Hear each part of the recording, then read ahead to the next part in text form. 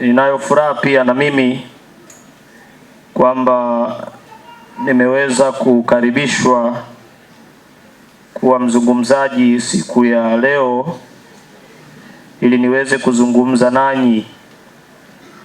Nina furaha pia kuzungumza nanyi vijana kwa sababu nami ninatambua ya kuwa ni kijana mwenzenu. Kwa kuwa wanasema umri wa mwisho wa ujana ni miaka 45 na mimi bado sijaifikia. Kwa hiyo basi mimi ni kijana mwenzenu, na hata mkisikia kwamba ni padre msifikiri kwamba nimejipata, bado ninaendelea kujitafuta. Kwa hiyo wote tuko sawa, japo inawezekana kuna wachache wenzetu watakuwa wameshajipata.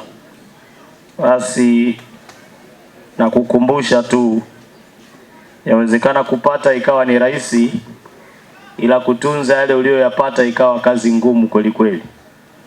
Kwa hiyo hakikisha yale uliyoyapata unayatunza na unayashikilia, usiyapoteze, kwa sababu kuna mambo mengine kwenye maisha yakienda huwa hayarudi tena.